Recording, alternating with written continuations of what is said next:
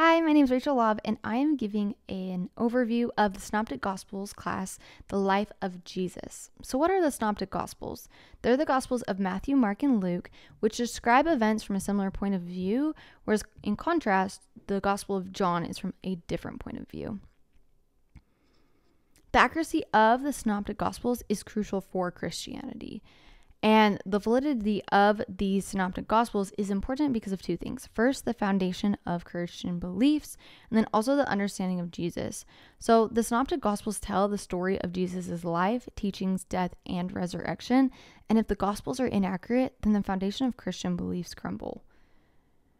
Right here, we can see a chart of the preservation of these historical documents. And these are different documents. You probably will notice some of the authors.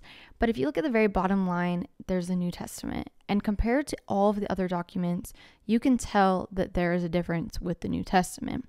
The accuracy of the copies are 99.5%. And obviously, there's so much more copies than any of the other things. And so we can tell through historical documents that it is valid because of the accuracy. So early Christianity and sharing faith is also a part of the Synoptic Gospels. Jesus changed people's lives through setting them free from bondage, whether spiritual or physical. And these miracles and words spread about who he was. Our testimony of what Jesus has done for us today is still important. And we can share our faith with what Jesus has done in our life and that he can do the same for others. Part of my story is that I grew up in a Christian household and gave my life to Christ at a very young age. When I was in 8th grade, I went to youth camp and God called me to be a leader, which was peculiar to me because I was one of the shyest people that I knew. And my older sister would actually speak for me when I was younger. But it has been a wild ride to see how God has used my weakness and has developed me into the leader that I am in my life now. He uses the least qualified people. He used me to be a leader, which was highly unlikely. The next question that we have is Jesus who he claims to be? In C.S. Lewis's book, Mere Christianity, he poses the question, is Jesus who he claims to be? And Lewis introduces the concept of Jesus being either a liar, a lunatic, or Lord. And throughout the Synoptic Gospels, it actually provides evidence through this of Jesus' divine nature, through Jesus' miracles, forgiveness of sins, authority in teachings, accepting worship, fulfilling prophecies, and then his indirect claims of being a deity. We can also see within the Synoptic Gospels the power of the Holy Spirit. And in Matthew 3:13 through 17, it says, "Then Jesus came from Galilee to the Jordan to be baptized by John. But John tried to deter him, saying, 'I need to be baptized by you, and you come to me.' Jesus replied, 'Let it be so. It is proper for us to do this to fulfill all righteousness.' Then John consented.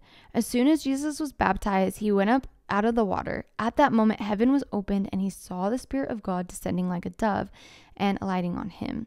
And a voice from heaven said, 'This is my Son, whom I love. With all I am well pleased.'" The thing that stuck with me the most in this class is how Jesus' ministry and the miracles he didn't come from himself, which it could have been because he was God, but they came through the Holy Spirit.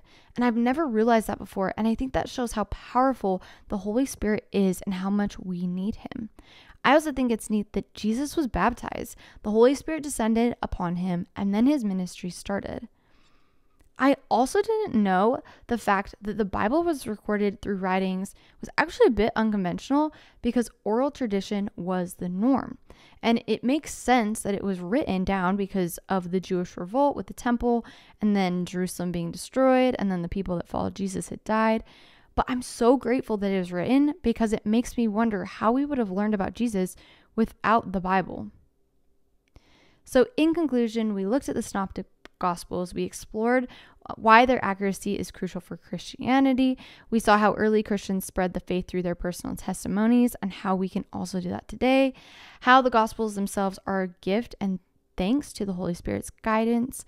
And then finally, we looked at the Gospels, how they offer Jesus' divine nature, examining miracles, teachings, and how Jesus fulfilled prophecies. I'd like to give you the invitation to explore further. The Synoptic Gospels are a fascinating window into the life and teachings of Jesus. And if you'd like to learn more, I encourage you to pick up a Bible and start reading for yourself.